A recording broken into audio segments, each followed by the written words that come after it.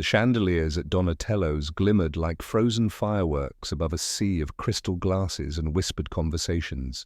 Waiters in black and white uniforms moved gracefully between tables where Manhattan's elite dined on artfully plated truffle risotto and imported wines that cost more than most people's rent. At table 9, Michael Romano sat like he owned the room, because, in a way, he did. The CEO of Romano Enterprises, heir to an Italian luxury empire, carried an aura of control so sharp it seemed to silence everything around him. His suit was charcoal grey, perfectly tailored, his cufflinks engraved with the Romano crest. Every motion, pouring wine, checking his watch, returning a curt smile, spoke of precision and power.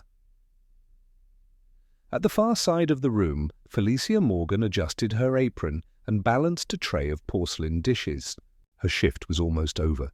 She'd spent the last 6 hours weaving between tables, her back aching, her mind half drifting to the unfinished research paper waiting at home. Symbolism of rebirth in Botticelli's Primavera. She needed this job. Teaching assistant pay didn't cover Manhattan rent, much less tuition for her PhD in Italian Renaissance literature. Serving at Donatello's was her compromise with life. Intellect by day, survival by night. She inhaled, steadying herself, and stepped toward table 9. "Good evening, sir." May I? The tray slipped. One plate, white porcelain rimmed with gold, tumbled from her hand, shattering against the marble floor. The sound sliced through the music. Conversation froze. Every head turned toward her. Felicia's heart lurched. I'm so sorry, sir." Michael looked up slowly, his gaze cold and cutting. The corners of his mouth twitched, not in sympathy, but in amusement. In crisp Italian, he said, "Clumsy and uneducated. They'll hire anyone these days." The words, musical yet cruel, fell like shards of glass. Around him, his dinner guests chuckled. The maitre d' rushed forward, stammering apologies. Felicia stood still, mortified. But something in her, the part of her that had spent years buried in Dante and Petrarch, learning the beauty of the language he'd just used to belittle her, refused to stay silent. She straightened her posture, met his gaze, and replied, in flawless Italian, "Meglio rompere un piatto che perdere le buone maniere." Better to drop a plate than to drop your manners. The laughter died instantly. Michael blinked, startled. His expression faltered just for a moment, but it was enough. The entire restaurant held its breath. Felicia could feel her pulse in her fingertips, yet her voice didn't shake. He stared at her as if reassessing what kind of person stood before him. For the first time that evening, someone had stripped him of his composure. The maitre d', sweating, whispered harshly, "Miss Morgan." In the kitchen, now, Felicia nodded, her chin high, and walked away with the quiet dignity of someone who refused to be small. Behind her, Michael's dinner companion leaned closer, smirking. "She speaks Italian better than you do." Michael didn't answer. He was still watching the spot where she had stood, an unreadable tension in his jaw. Later that night, Felicia sat alone in her small Brooklyn apartment, lit only by the glow of her laptop. Her name was trending. The Waitress, Who Schooled the Billionaire. Her inbox overflowed. Strangers cheering her courage, trolls mocking her arrogance, gossip blogs spinning stories she never lived. Donatello's emailed her termination notice before midnight. Felicia stared at the screen. She should have felt regret. Instead, she felt clarity. For years, she'd studied the human soul through art and poetry.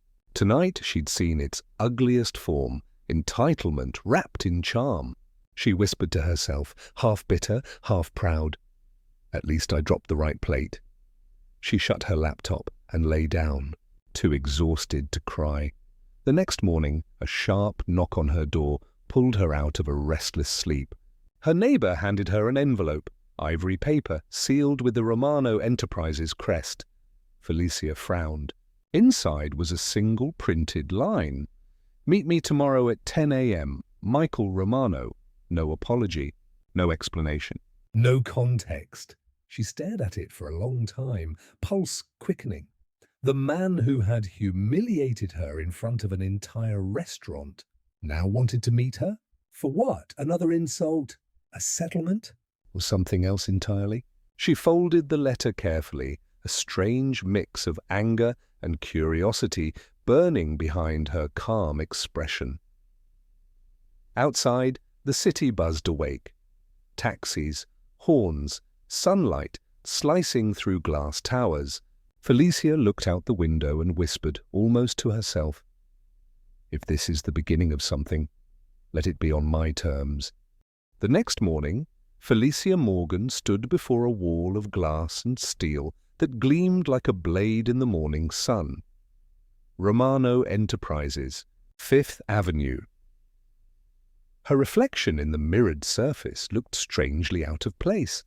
Navy coat, sensible shoes, hair pinned in a low bun, a folder of resume clutched to her chest. Around her, assistants in sleek suits hurried past, speaking into earpieces in Italian-accented English.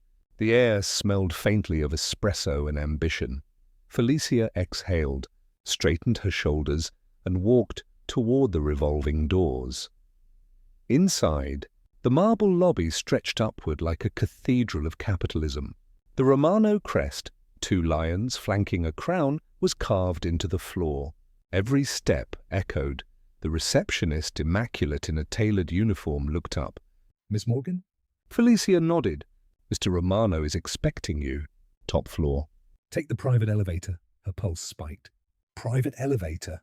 Of course, as the doors slid shut, the mirrored interior reflected her nervous smile.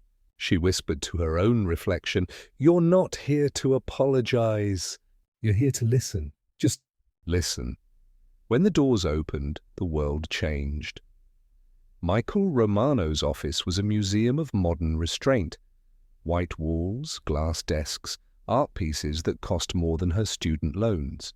Behind the panoramic window, the skyline of Manhattan glittered like a promise and a threat. He stood by the window, phone in hand, posture effortless, as if the city itself bowed to his authority. His voice, low and controlled, carried across the room. "Sell the shares before market close." "I don't care about optics, I care about control." Then he turned. For a brief second, the same flicker she'd seen at Donatello's, that flash of curiosity, crossed his face. He gestured toward the chair opposite his desk. "Miss Morgan." "Please, sit," Felicia did, clutching her folder a bit too tightly.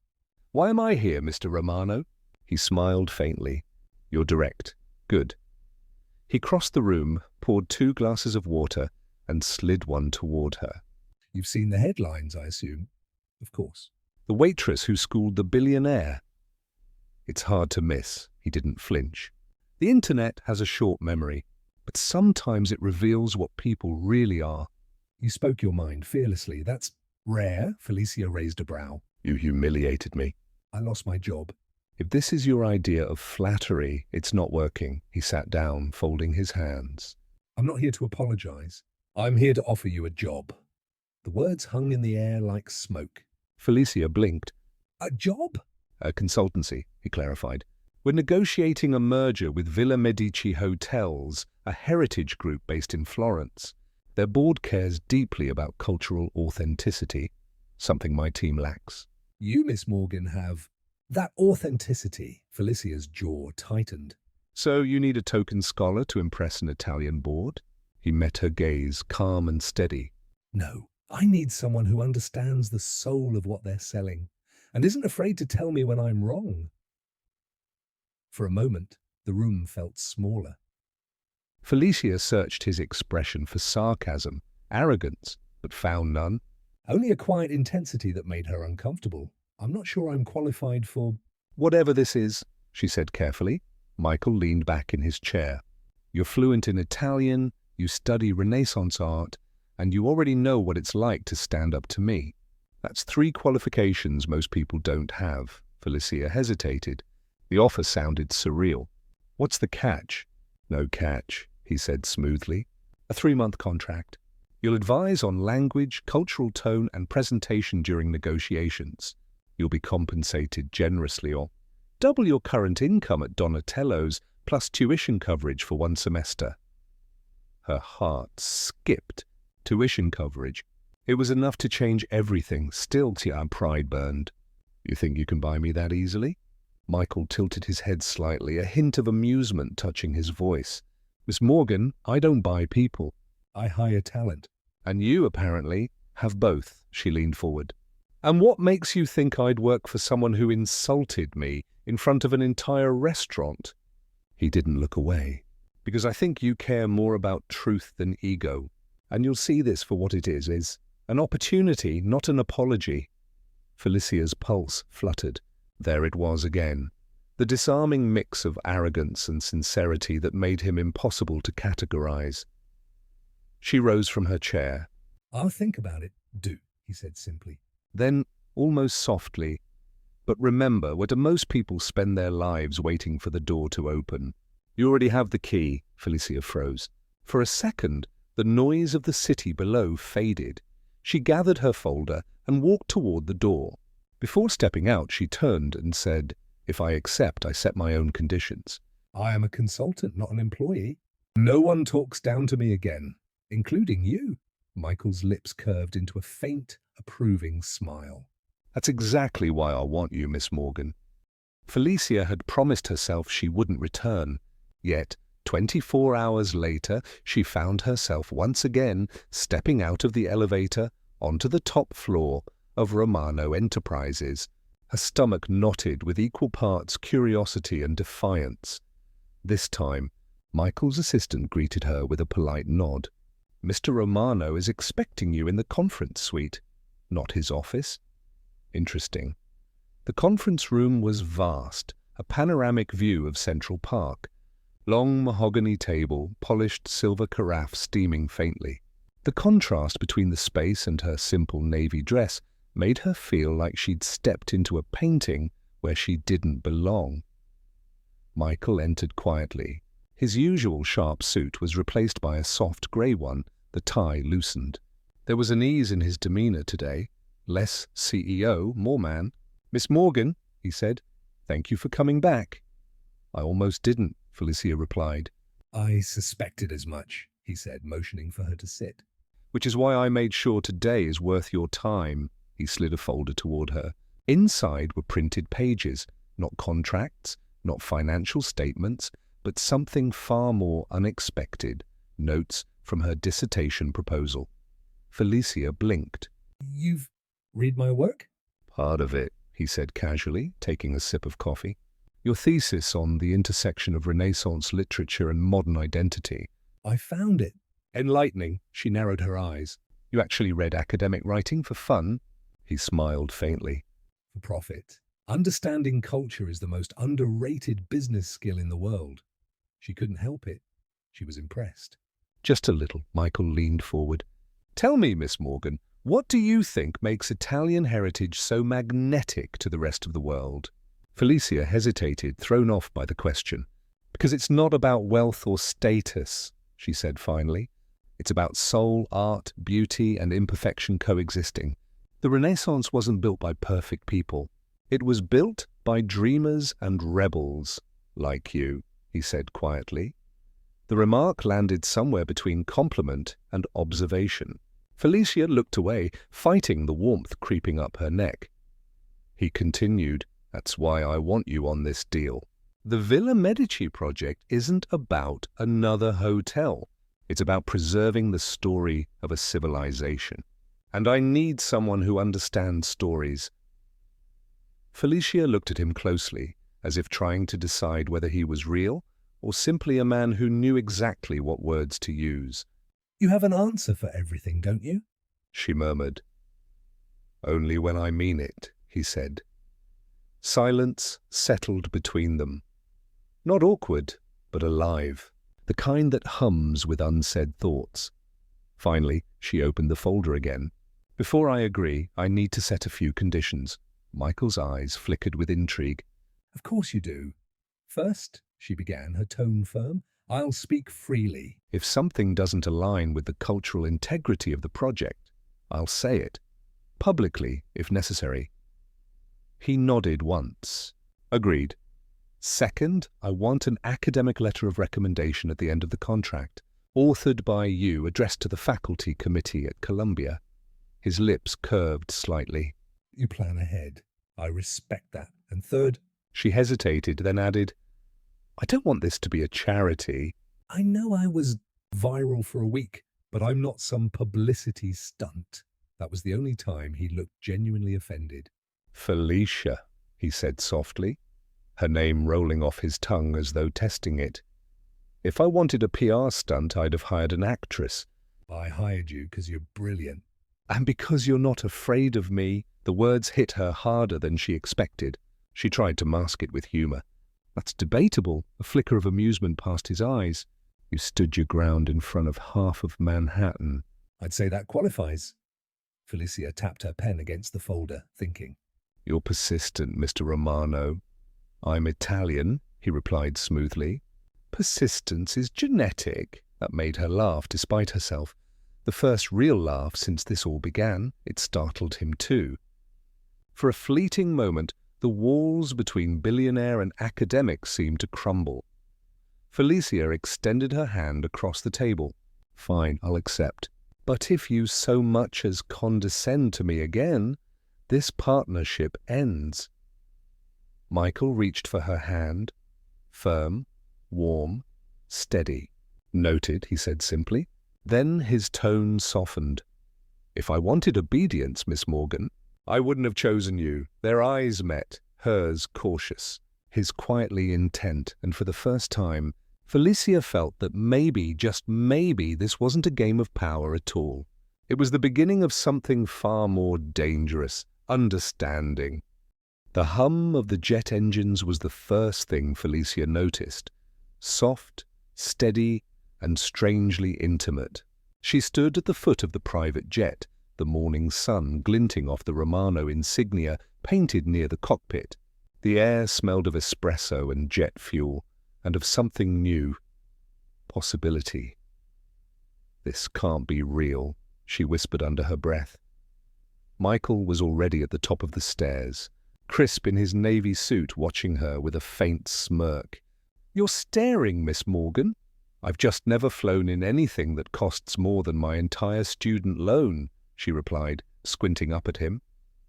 He offered his hand, more out of formality than flirtation. Then I suggest you enjoy it. Florence awaits. She hesitated before taking it, her palm brushing his briefly. Warm, controlled. When she stepped inside, she stopped breathing for half a second.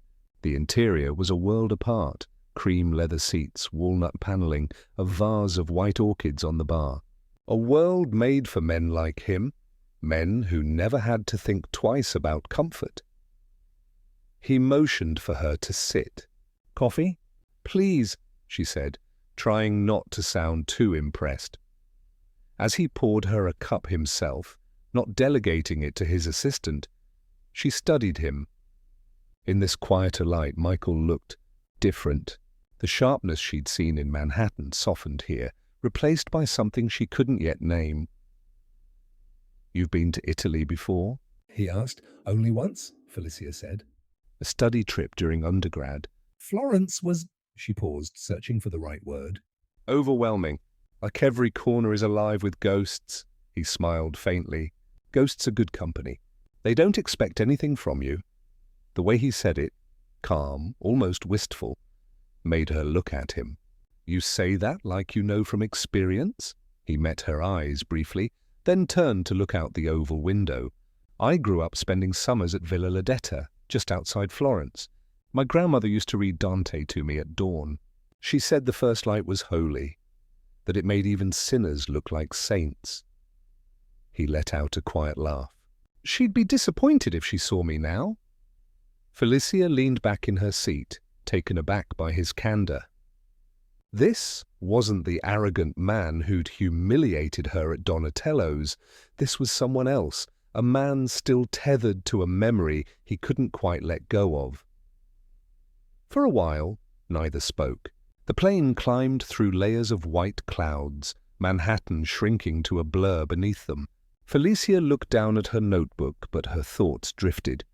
Not to work, but to him. Why did he choose her? Why her voice, her mind, her defiance? "Miss Morgan," he said suddenly, breaking her thoughts. "Why did you take this job?" She blinked.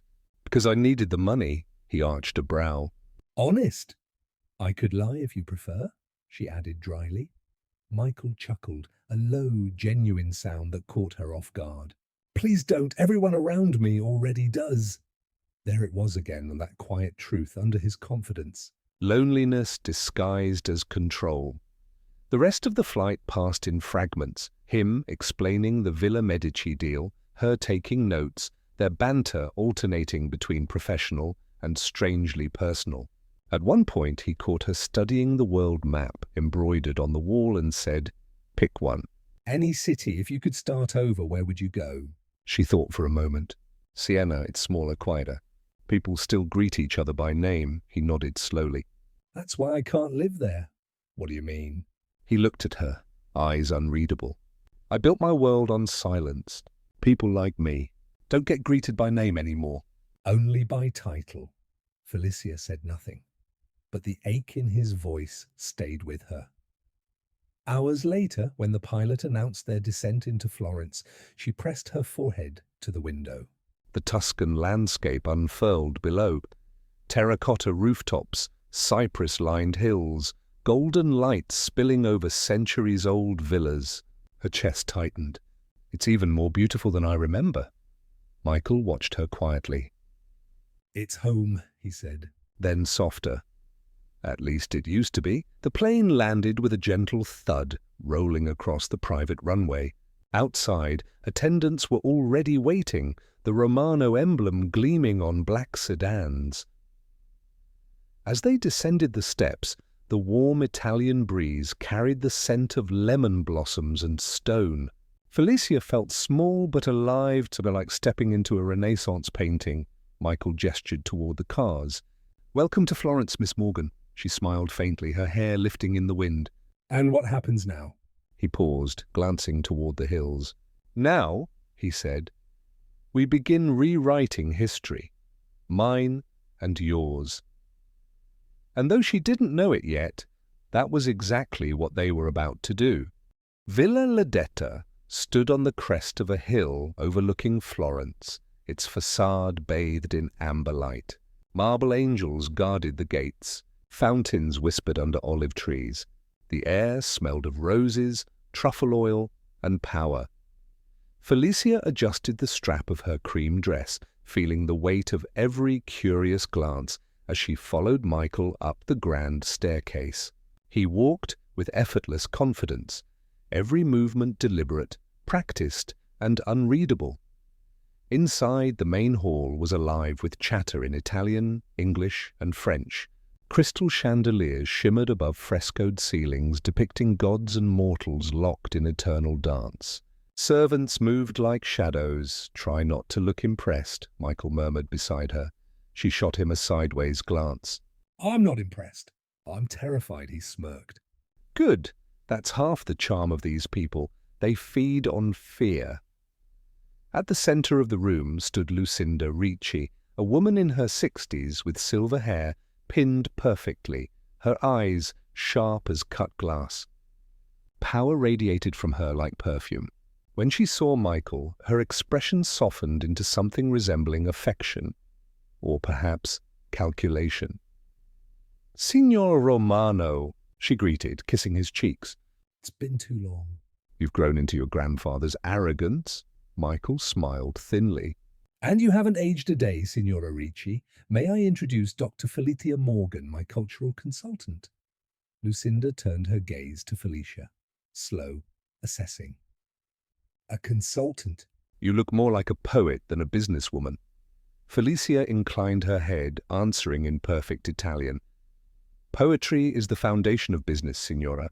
Without emotion, numbers mean nothing. The older woman paused, then chuckled. You speak our language better than most of my countrymen. That's unusual. Michael's eyes flickered with something like amusement or admiration.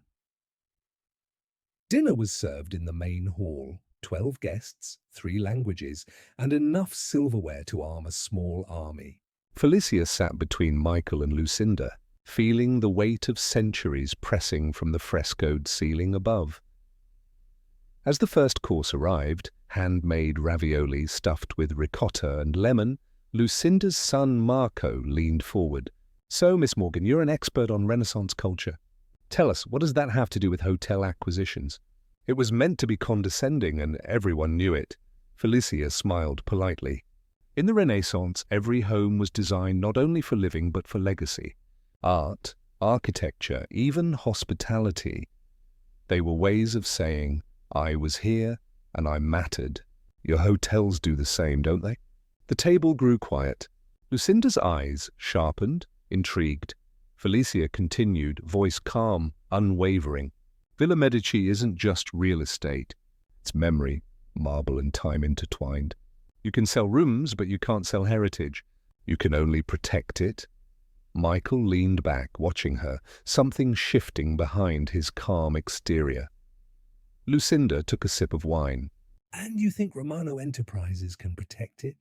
Felicia didn't look at Michael. If he listened, yes. The silence that followed was palpable.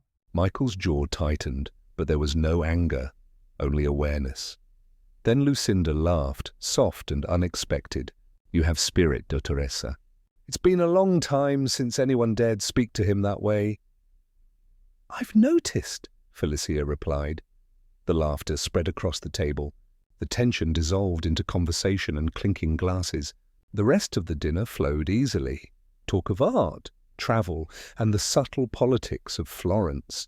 Every now and then Felicia caught Michael watching her, not with irritation, but with quiet wonder.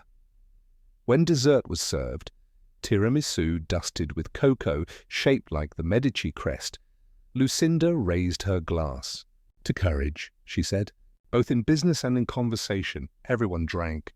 Michael's glass lingered in the air longer than the rest. Later, after the guests dispersed into the gardens, Michael found Felicia standing alone by the fountain. The moonlight turned the marble water nymphs silver. She looked peaceful, though her hands still trembled slightly. You were extraordinary in there, he said softly. She glanced at him. I didn't plan to lecture your potential partners, if that's what you mean. He shook his head. No, you did more than that. You reminded them, and me, is what this deal is really about. Felicia smiled faintly. Culture, not control? Humanity, he said, almost under his breath. Something I seem to have misplaced somewhere between Milan and Wall Street. For a moment, neither spoke. The air hummed with cicadas and the faint music from inside. You just saved a $50 million deal, he added finally, half a smile tugging at his mouth. Felicia raised a brow. Maybe it's time you start listening to people who don't agree with you. He laughed softly, the sound genuine, unguarded. Careful, Miss Morgan. You might start thinking you're indispensable. She met his gaze. Maybe I already am. The air shifted. The banter dissolved into silence, the kind that feels less like absence and more like awareness.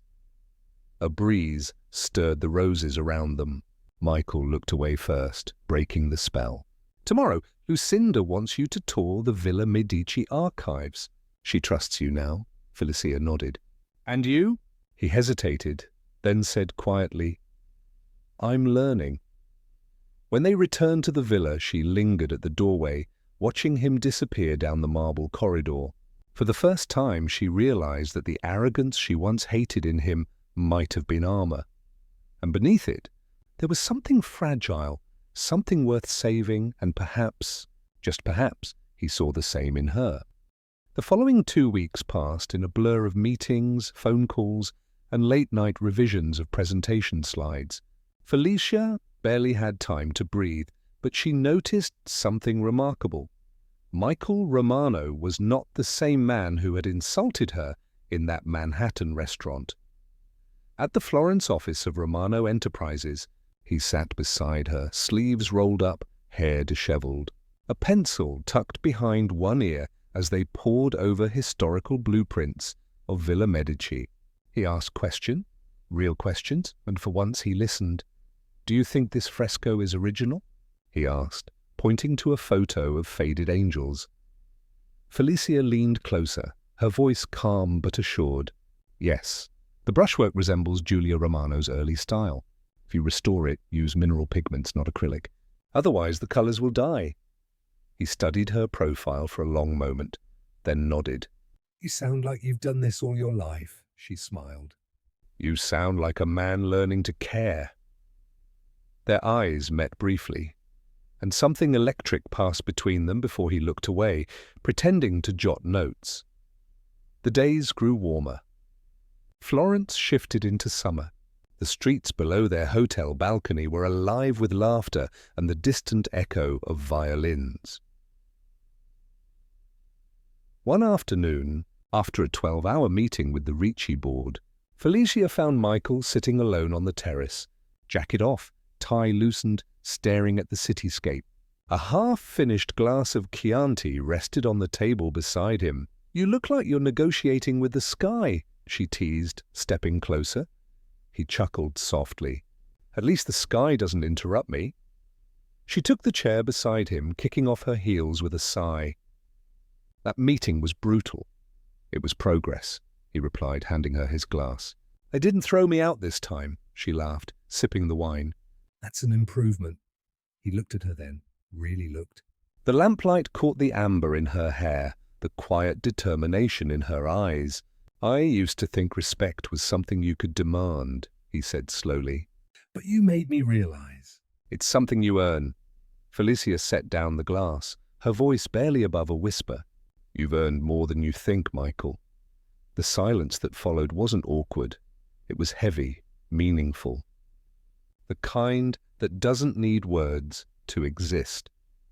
Later that night, as the city below shimmered with gold and music drifted from a nearby piazza, Felicia stepped out onto her hotel balcony and found Michael already there.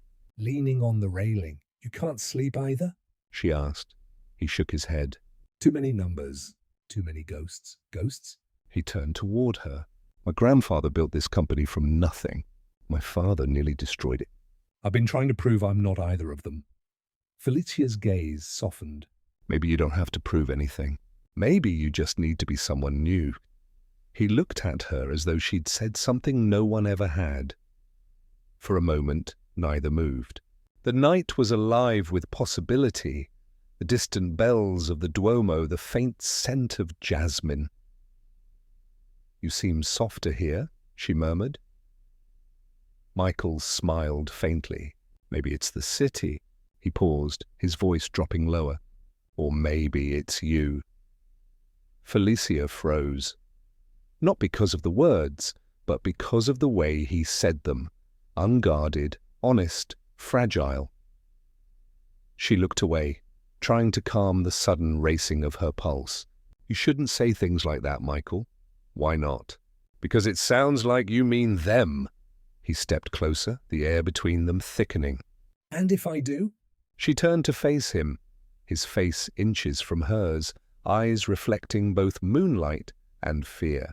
"Then we'll both have a problem," she whispered. He exhaled, slow and deep. "I'm used to problems." Her lips curved slightly. "Not this kind." For a heartbeat, time held still.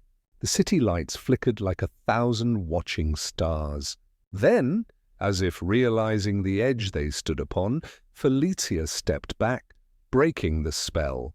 "Good night, Mr. Romano." He smiled faintly. "Good night, Dr. Morgan." She turned to leave, but his voice followed her softly. "Felicia." She stopped, not turning around. "Thank you," he said quietly, "for reminding me that there's still something human left in all this." Her throat tightened. She wanted to say something, anything, but words failed. Instead, she simply nodded, disappearing into the shadows of the hallway. her heart pounding with a rhythm that felt dangerously close to hope. Michael remained on the balcony, the breeze tugging at his shirt.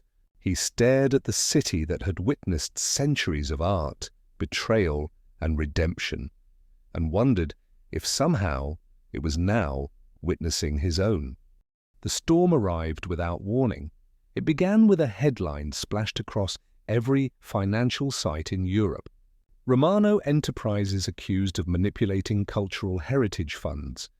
Bellamy Group demands investigation. Within hours, Michael's phone wouldn't stop ringing. investors panicked. Lucinda Ricci requested an urgent meeting. The press camped outside the Villa Medici estate, hungry for scandal. Felicia found him pacing in the conference room, tie gone, sleeves rolled up, fury carved into every line of his face. "They want blood," he muttered, slamming his phone onto the table. "Bellamy thinks he can destroy me with one lie." Felicia closed the door softly behind her. "Then don't let him," he turned sharply. "You don't understand." "I do," she interrupted, stepping closer. "I understand that if you respond with anger, you'll only prove his point." Michael's jaw tightened. "You think I should just sit here while my company burns?" "I think," she said evenly, "You should show them who you really are."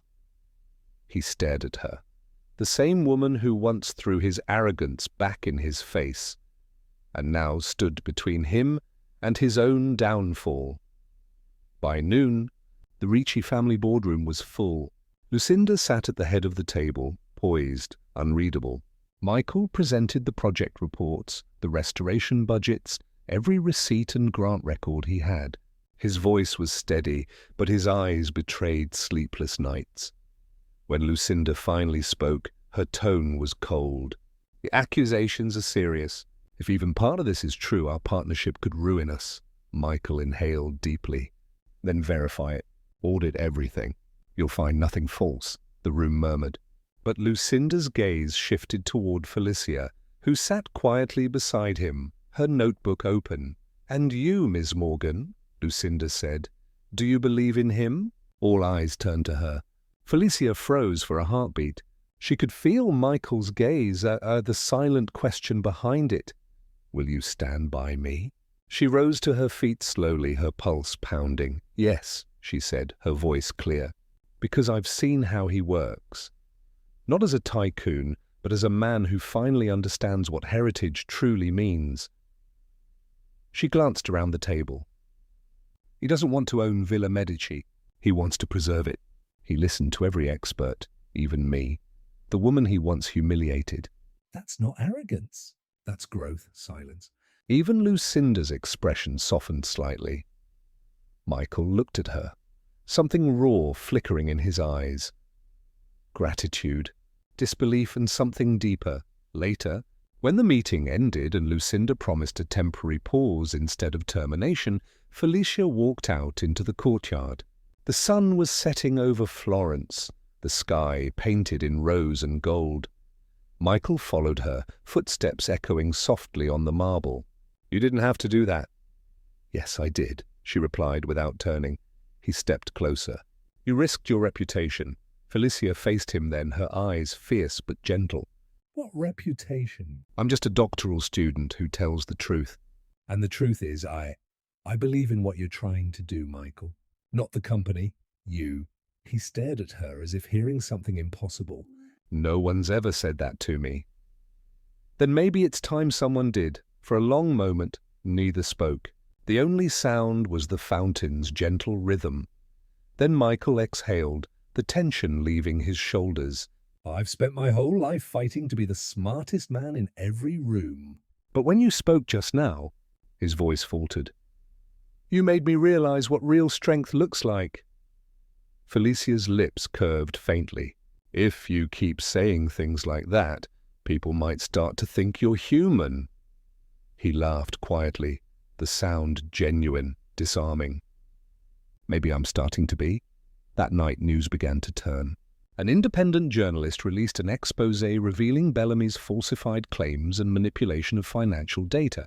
Romano Enterprises' name was cleared.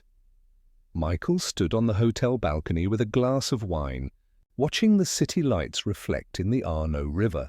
Felicia joined him, her hair loose, the breeze carrying its scent between them.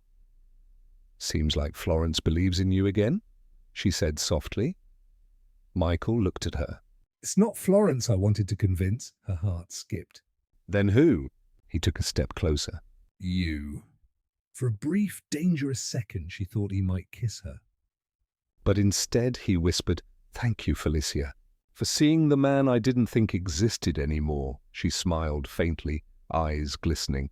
Maybe he was never gone, just waiting for someone to look closely enough. Down in the streets below, church bells rang. The sound felt like a quiet promise, fragile but real. And for the first time, Michael Romano didn't feel like a man fighting to win. He felt like a man who had finally found something, someone worth losing for. The air in Florence grew heavier as the headlines cooled, but the whispers did not. Every cafe, every corridor in Villa Medici seemed to carry a trace of tension, like a storm that refused to end, merely waiting for the next strike. Michael had flown back to New York that morning to deal with the shareholders' panic. Before leaving, he'd paused in the doorway of the office where Felicia was sorting through documents. "Stay close to Lucinda," he'd said, his voice low but steady. "She trusts you now. Don't let Bellamy or anyone else undermine that." Felicia had nodded. "I'll manage. Just make sure you come back before the whole board eats you alive." He gave a faint smile, tired but warm. I'll try. That was 12 hours ago. Now the sky was dimming into twilight when Felicia finished the day's work and stepped out of the Ricci estate. She walked toward a nearby cafe, her notebook tucked under her arm, craving a quiet moment.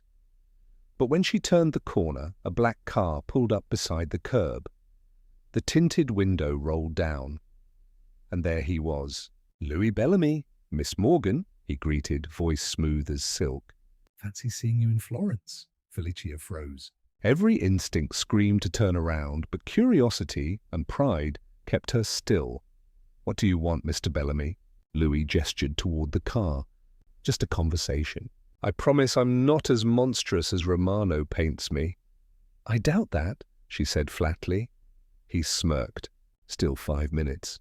That's all I ask. "If you don't like what I say, you can walk away." Felicia hesitated, then opened the door. She'd faced worse storms than this. Inside, the car smelled of cologne and old leather. Louis studied her with a mix of charm and calculation. "You're an impressive woman," he began. "Smart, articulate, principled, and yet you're wasting your brilliance defending a man who'll never put you first." Felicia crossed her arms. "If this is another attempt at character assassination, save your breath." He chuckled softly. No, this is business. I came with an offer. He slid an envelope across the seat toward her. Inside was a signed proposal and a check, the number printed in neat, impossible digits. "I'll pay you 500,000 euros, he said smoothly, "to provide me with Romano's presentation drafts and acquisition schedules." Nothing illegal, just information. Felicia's eyes darkened. "You're asking me to betray him." "I'm asking you," Louis corrected, "to stop tying your future to a man who's already doomed. You think Ricci will protect him once another scandal hits? Please, they'll cut him loose and pretend they never knew him." But you can walk away rich, respected, untarnished. She stared at him, then at the check. Her fingers didn't move. When she finally spoke, her voice was quiet, almost gentle, but sharp enough to draw blood. "You think I'm like you," she said, "that I measure worth in money and survival. But I'm not for sale, Mr. Bellamy, not to you." Not to anyone. His smile thinned. Idealism is cute, but it doesn't last. Neither does deceit, she shot back. Louis leaned closer, his tone dropping an octave. "You have no idea who you're dealing with." I could end your career with a single call. Felicia didn't flinch. "Then make it." Silence filled the car. For a second, he looked almost amused. "You really do have fire. Romano must adore that." She opened the door. "He doesn't own me either." As she stepped out, he called after her. "One day, Miss Morgan, you'll regret choosing the wrong side." Felicia turned briefly, the streetlights casting gold on her face. "I didn't choose sides." "I chose integrity. That's something you'll never understand." Then she walked away. The sound of her heels, sharp and unyielding against the cobblestone street. By the time she reached her apartment, her hands were trembling, not from fear, but from adrenaline. She leaned against the door, inhaling deeply, letting the tension drain out. The phone buzzed. A message from Michael. "Board meeting done. Coming back soon." "You okay?" Felicia typed slowly, her fingers steadying. "I'm fine." "Just weathered another storm," he replied almost instantly. "Good. You've always been better at that than I am." She smiled faintly at the screen, her reflection blurred in the window glass. Outside, thunder rumbled over the city again, distant but promising rain. Felicia looked up at the darkening sky and whispered to herself, "Let it rain. I've already survived worse." And somewhere across the ocean, in a high-rise office overlooking Manhattan, Michael Romano stared at her message and realized something undeniable. The empire he built on ambition was fragile, but the trust of one woman had become the foundation he never knew he needed. The next morning, the sun rose pale over Florence, painting the old city in a wash of muted gold. Felicia hadn't slept. Her mind kept replaying Louis Bellamy's smug face, the check he'd placed before her, and his final warning. "One day, you'll regret choosing the wrong side." But the longer she thought about it, the clearer her conviction became. She hadn't chosen the wrong side. She had chosen what was right. Still, as she arrived at the Ricci estate for another day of meetings, a knot of unease coiled in her chest. Something felt off. The staff were whispering. Lucinda's assistant avoided eye contact, and when Felicia entered the conference room, she found the morning papers spread across the table. The headlines screamed in bold Italian type, "Romano accused of strong-arming family business into sale." Felicia froze. The article detailed a claim that Michael Romano had used legal pressure years ago to force a small, family-owned hotel in Tuscany, Villa Aurelia, to sell to one of his subsidiaries. Her heart sank. This was exactly what Bellamy had hinted at. Lucinda Ricci entered moments later, poised as always in an elegant cream suit. Her gaze met Felicia's, calm, unreadable. "I assume you've seen the papers," she said. Felicia nodded slowly. "Is it true?" Lucinda didn't answer right away. She walked to the window, looking out over the gardens before turning back. "What do you believe, Miss Morgan?" Felicia hesitated. I don't know. Michael isn't the man those headlines describe." "But I can't ignore what's written either." Lucinda studied her a moment longer, then said simply, "Come with me." They left the main villa and drove an hour south, through winding Tuscan roads lined with cypress trees. Felicia stayed silent, the tension coiling tighter with every turn. Finally, they stopped before a weathered stone building draped in ivy, Villa Aurelia, the very hotel from the article. Lucinda led her through the small courtyard. Inside, the air smelled of lemon oil and old marble. Photographs lined the walls, black and white images of a family spanning generations. An elderly man approached, leaning on a cane. "Lucinda!" "It's been too long. This is Signor Alberti," Lucinda said. "He and his family own this place." Felicia blinked. "Own, but the article said—" Alberti smiled faintly. "That Romano forced us to sell? Ah, yes. That lie has been following us for years." He motioned for them to sit. "The truth is simpler and far more human. Our hotel was drowning in debt. Romano Enterprises had every legal right to acquire it. But instead, Michael Romano came here himself. He restructured the debt, paid off our taxes, and insisted we keep ownership. He said this place was a piece of Italy that shouldn't be lost to a corporation." Felicia felt her throat tighten. "You never told anyone?" Alberti chuckled softly. Not everyone needs applause to do good. Lucinda gave her a knowing look. Now you understand why I trusted him, and why I trust you. Felicia swallowed hard, emotion building in her chest. Thank you for showing me this, the old man nodded. Tell Michael he's always welcome here, and that Villa Aurelia still serves the best espresso in Tuscany. On the drive back, silence filled the car. The quiet kind that carried weight, not discomfort. Felicia stared out at the rolling hills, heart heavy but warm. Lucinda finally spoke. You remind me of him, you know. The same fire, the same stubborn belief in people. Felicia smiled faintly. Sometimes that belief hurts. Yes, Lucinda agreed. But it also saves. When they reached Florence, Felicia thanked her and stepped out. The city was bathed in sunset now, orange light spilling over the Arno River, glinting off the domes and rooftops. She stood on the Ponte Vecchio bridge, phone in hand, hesitating before calling Michael. He answered on the second ring.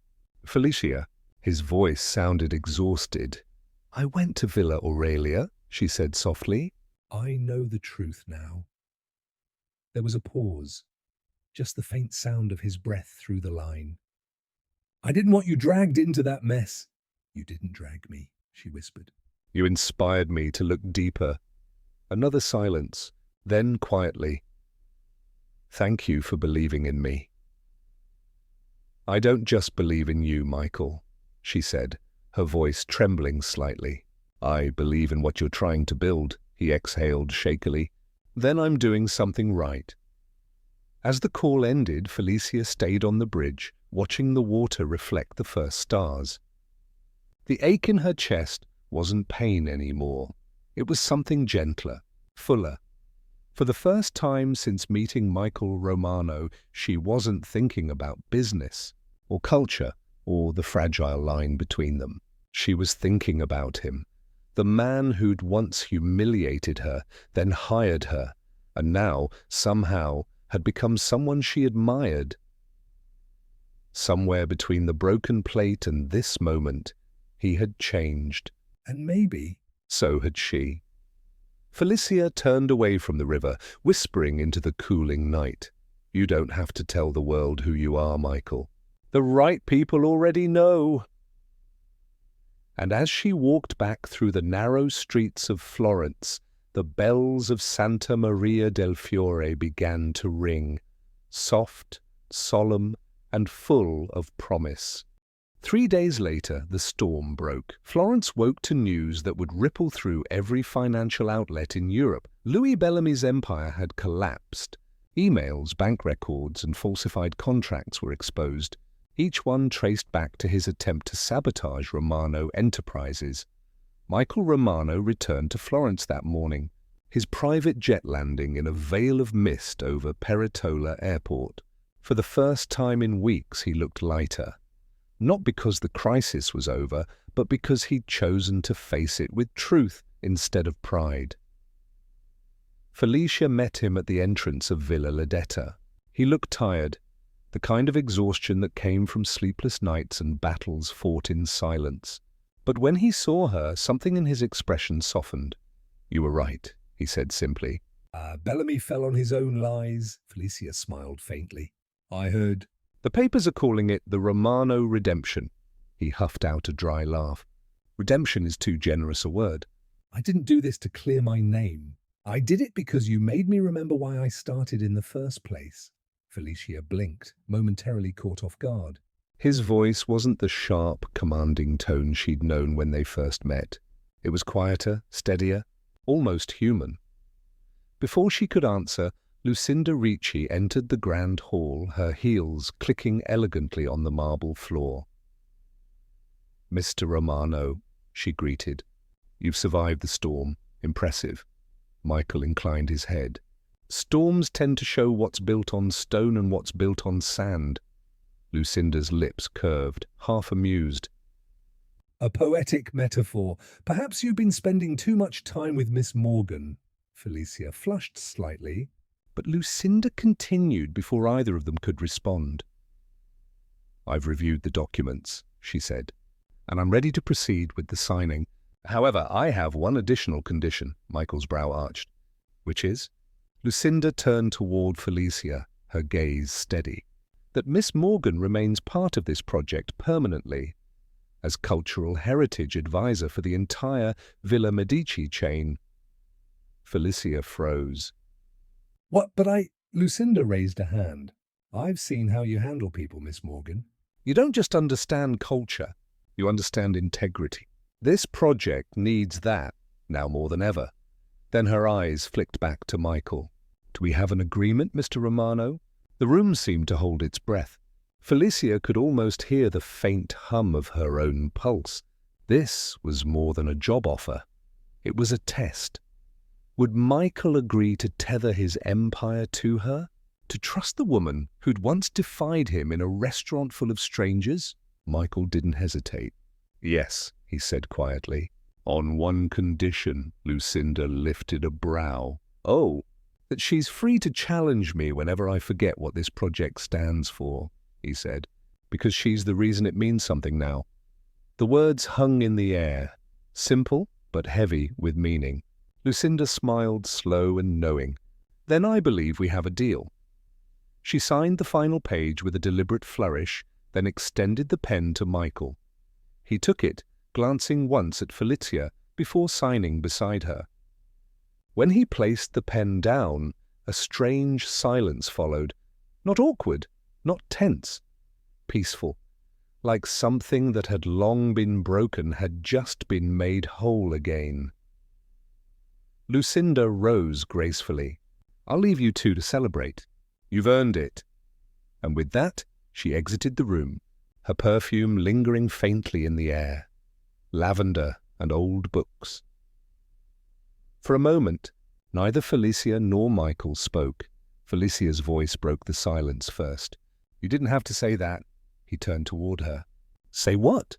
That I'm the reason this means something. You didn't owe me that. Michael shook his head slowly. It wasn't a debt. It was the truth. He stepped closer, the afternoon light catching in his dark eyes. When I met you, I thought I was teaching you about my world, but it turns out you were the one teaching me about mine. Felicia's heart stumbled.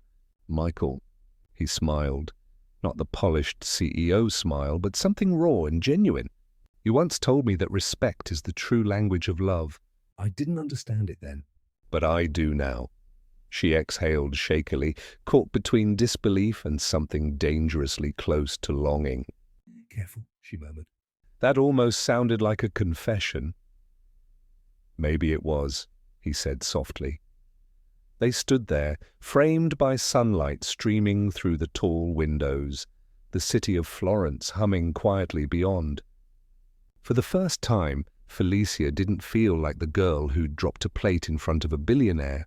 She felt like someone who belonged, not because of status, but because she'd earned her place in his world. Michael looked down at her, eyes full of quiet promise. Stay, not for the contract, for what comes after. Felicia hesitated only a moment, long enough to remember who they'd been and what they'd survived, before she whispered, I'm not going anywhere. The city of Florence shimmered that evening, golden light spilling across terracotta rooftops, the Arno glinting like liquid glass beneath the fading sun. Felicia and Michael walked side by side down a narrow cobblestone street, the chaos of business meetings and media headlines now replaced by the quiet murmur of the city at dusk. They stopped in front of a small trattoria tucked between ivy-covered walls. The sign above the door read, Trattoria del Cuore. Here? Felicia asked, amused. You? In a place that probably serves wine in mismatched glasses? Michael smirked.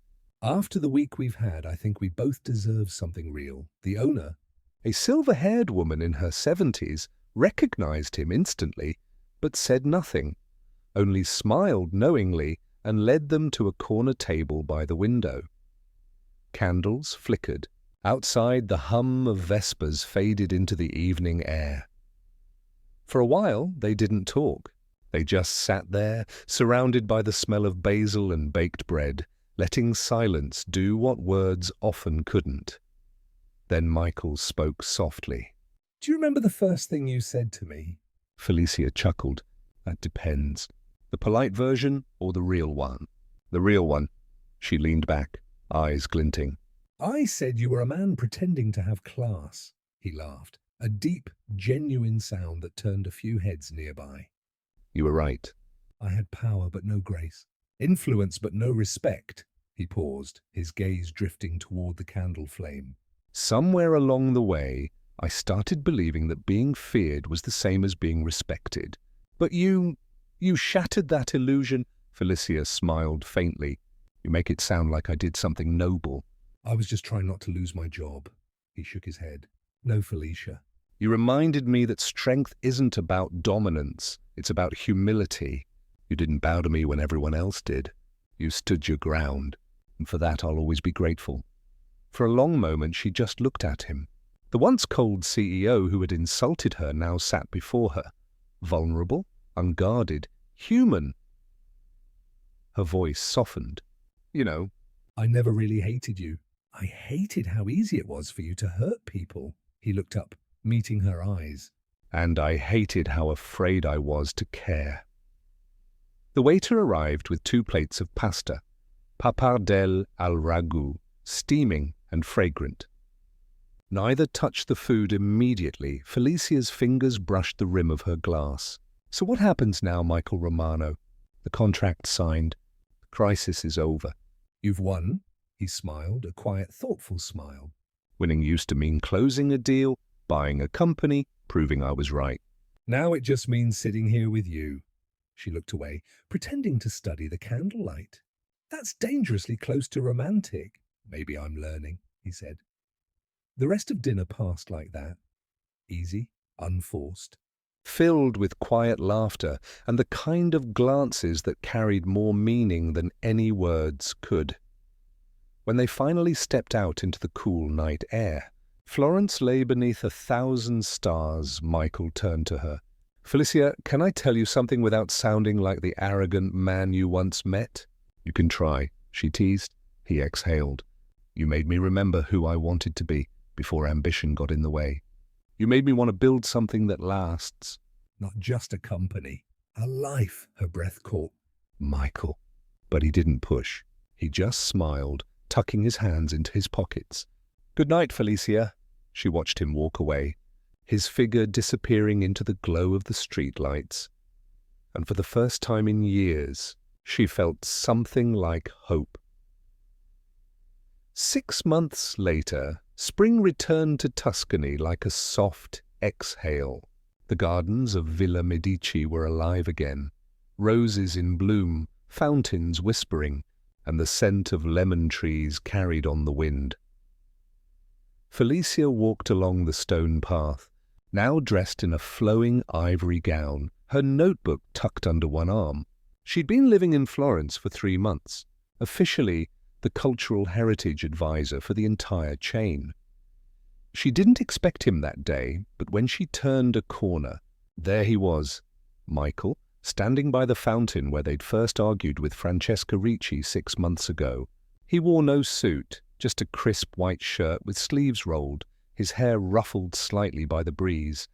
"You're early," she said, surprised. He smiled. "I've been waiting for the right moment." Felicia tilted her head. For what? Michael stepped closer, his expression steady but eyes shimmering with emotion. "For this." From his pocket, he took out a small velvet box, old, worn, the kind of box that carried stories. Inside was a delicate ring, the gold dulled by age, the diamond modest but timeless. "It belonged to my grandmother," he said. "She used to say love isn't about perfection. It's about persistence." Felicia's lips parted, but no sound came out.